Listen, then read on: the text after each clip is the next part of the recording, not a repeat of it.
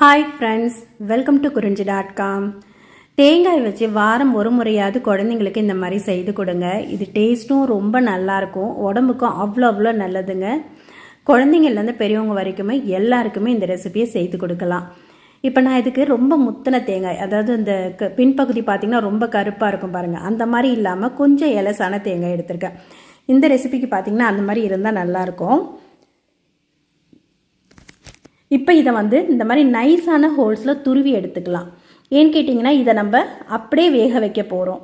இது ரொம்ப பெருசாக இருந்ததுன்னா சாப்பிடும்போது அந்த அளவுக்கு நல்லா இருக்காது. அதேமாரி இதை மிக்சியில் அரைச்சிட்டாலுமே உங்களுக்கு இதோட பதம் சரியாக இருக்காது. இது நல்லா வெந்து எடுத்து சாப்பிடும்போது அவ்வளோ சுவையாக இருக்குங்க. இந்த மாதிரி நைஸ் கேரட் திருவறதுல நைஸ் ஹோல்ஸ் இருக்கும் பாருங்கள், அதில் துருவி எடுத்துக்கோங்க.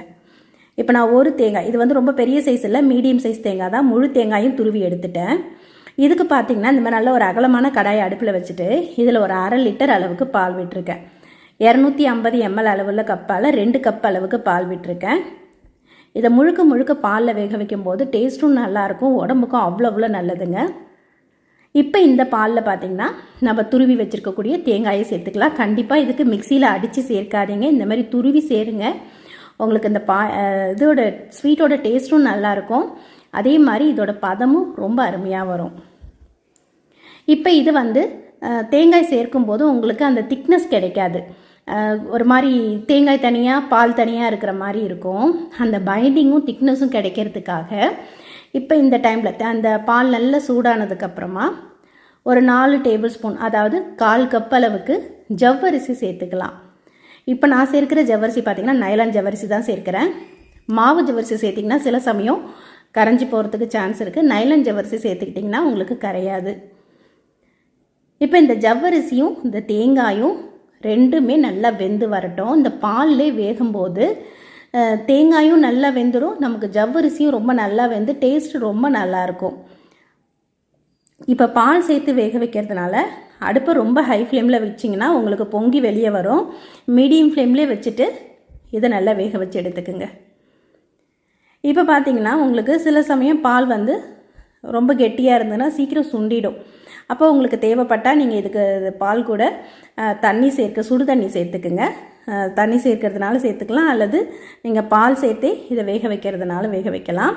இப்போ ஜவ்வரிசி பார்த்திங்கன்னா ஒன்று கூட கொஞ்சம் நாளை வேகணும்.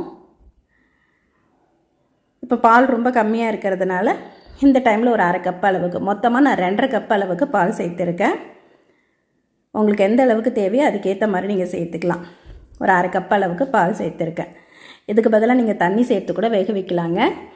இப்போ இந்த ரெசிபி பார்த்தீங்கன்னா இது தேங்காய் பாயாசம் சொல்லுவாங்க. தேங்காய் பால் பாயாசம் இல்லைங்க, தேங்காய் பாயாசம்.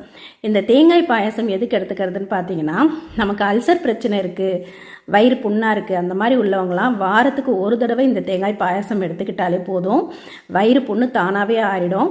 அல்லது சில சமயம் நம்ம காரமாக நிறைய சாப்பிடுவோம், பிரியாணி ஃப்ரைட் ரைஸ் இந்த மாதிரி சாப்பிடும்போது அதுவும் மறுநாள் பார்த்திங்கன்னா குழந்தைங்கள்லேருந்து பெரியவங்க வரைக்கும் எல்லாருக்குமே அந்த வயிறு கொஞ்சம் எரியிற மாதிரி இருக்கும். அந்த டைமில் நீங்கள் இந்த மாதிரி தேங்காய் பாயாசம் செய்து கொடுங்க. நமக்கு வயிற்றில் இருக்கிற புண்ணும் ஆறிடும். உங்களுக்கு நல்ல ஒரு குழந்தைங்களுக்கெல்லாம் வயிற்றில் பூச்சி இருக்கும் பாருங்கள், அதுக்கு கூட இந்த தேங்காய் பாயாசம் ரொம்ப நல்லதுங்க. வாரம் ஒரு தடவையாவது இந்த தேங்காய் பாயாசம் செய்து கொடுங்க. அவ்வளோ டேஸ்ட்டும் நல்லாயிருக்கும், உடம்புக்கும் ரொம்ப நல்லது. இப்போ கடைசியாக இது கூட கொஞ்சமாக ஏலக்காய் தூள் சேர்த்துட்டு அடுப்பை ஆஃப் பண்ணிவிட்டேன். ஜவ்வரிசியும் தேங்காயும் நல்லா வெந்து வந்துடுச்சு. நம்ம பாலில் சேர்த்துருக்கிறதுனால அடுப்பை ஆஃப் பண்ணிவிட்டு சர்க்கரை சேர்த்துக்கலாம். ஏன்னா சில சமயம் பால் திரிஞ்சு போகிறதுக்கும் சான்ஸ் இருக்குது. அதனால் அடுப்பை ஆஃப் பண்ணிவிட்டு 1/2 கப் அளவுக்கு சர்க்கரை சேர்த்துருக்கேன்.